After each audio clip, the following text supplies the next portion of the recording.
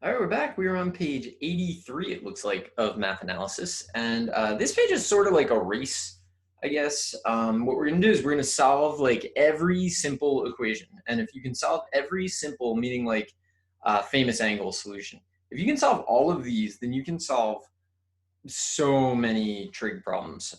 So what we're going to do is we're going to see how fast we can do these. I'm not going to generalize them because I don't think that's really necessary. I mean, they're all they're pretty much all plus 2 pi n. They're not all plus 2 pi n, but they could be. Some of them are plus pi n. So maybe at the end, I don't know. Maybe at the end I'll go back and fill those in. But anyway, I guess I'm just going to get started. So we're solving for x, and I don't know. Ready, set, go, I guess.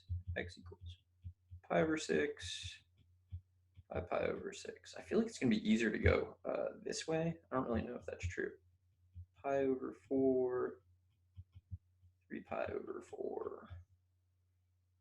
And this is x equals pi over 3, and x equals 2 pi. I don't know if I inadvertently have made this easier by doing this. This is only pi over 2. This is going to be x equals 0, and x equals pi. This is going to be x equals pi over 3, x equals 5 pi over 3. I hope I'm getting them right. X equals pi over 4, 7 pi over 4. X equals pi over 6, and x equals 11 pi over 6. This is x equals 0. Should I go up? X equals pi. This feels harder. I don't know why. 7 pi over 6. X equals 3 pi over 4. X equals 5 pi over 4. X equals 2 pi over 3. 4 pi over 3. This is going to be x equals pi over 2, and x equals 3 pi over 2. Go.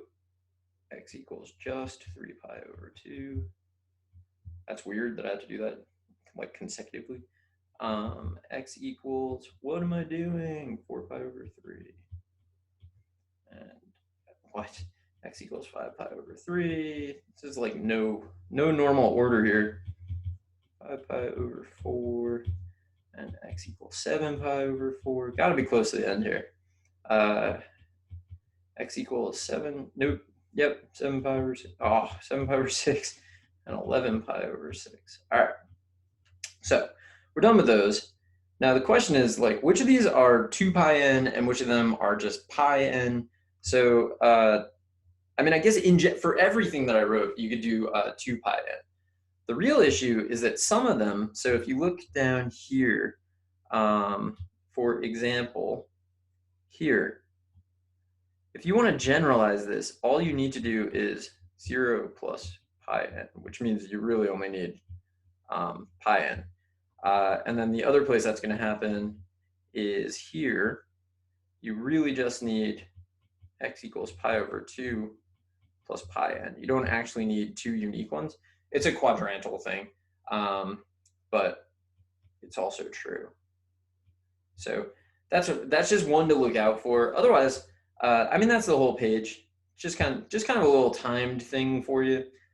See how well, because you got to make that transition, right? You got the unit circle in your head. Now you got to think about the unit circle backwards. And you know, we first encountered that with inverse trig, but inverse trig is somewhat limited, and also you have to think a little differently. It's everything we do in this class kind of like changes the way you think about things, which I think is very, very cool. But anyway, I will be back in the next video to do more stuff, and I really don't know what it is, so I'm excited to see. So I will see you there.